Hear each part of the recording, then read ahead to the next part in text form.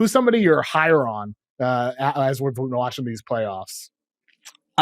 I've gotten pretty high on Kon Knueppel. I think he is. How high? Are you considering him at 3? Number 3 for Philly? How high? I would consider him at 3 for Philly. Okay. If Philly's plan. What about 2? I don't think.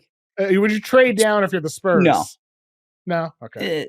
No, I believe in Dylan Harper pretty heavily. Okay. Like I've loved. What about trading down and get an extra pick? Like, are you that high on Kon that you would even consider that, or no? I mean, depends on what that extra pick looks like. But I'm pretty high on Kon. I would take him at just wondering if you're thinking about it. That's all.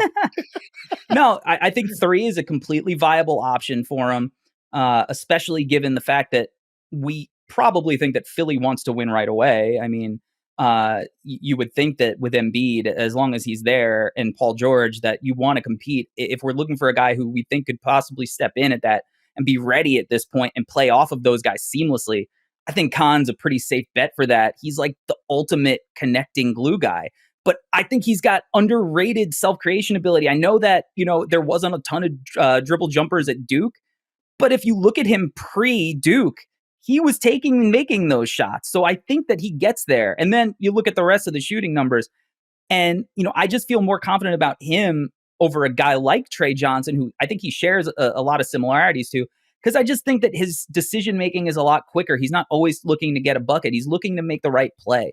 Now, with Kon, there are concerns about him defensively, right? He didn't measure well at the combine. Height-wise, I think we expected him to measure what he did. If you just looked at him, you'd be like, all right, he's probably shorter than he's listed at Duke.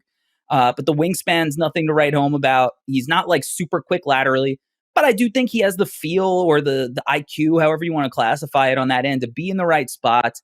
And he's competitive. He's strong. He's bulky. He's not going to get bullied around, maybe as a rookie or a second-year player as he develops. But as soon as he starts hitting his stride and becoming, more of a veteran, like he has the kind of body that's going to hold up. And I don't know. I think he's so smart, so fun to watch, and he's got untapped potential in other areas of his game.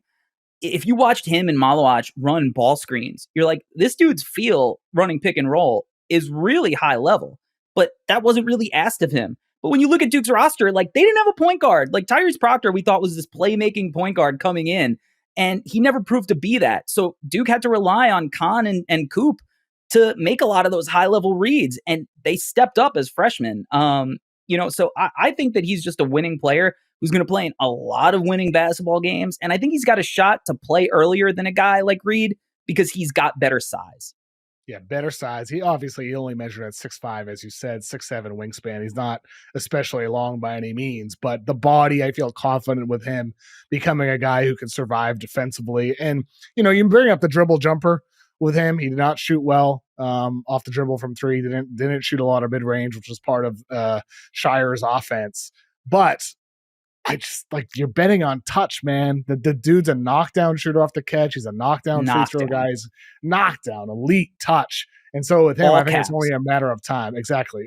All caps. And with him, you're betting on it becoming, lethal sidestep, dribble jumper threes, a pull up out of pick and roll. I don't necessarily think he's going to be some ISO guy. I don't care if he becomes that. Like, to me, right. When I interviewed him, he said, what's your best comp? He's like, Klay Thompson. I would love to play like Klay Thompson. Like, yes, thank you. Please play like Klay Thompson. And you'll have quarters where you go off for 25, right? You go off for 30. Like, it's going to happen. 60 and 11 dribbles. Yeah, exactly. Like, Kon, you can't rule him out, like becoming that type of player. And so Kon Knueppel is one of those guys I also feel higher on as you've watched this postseason.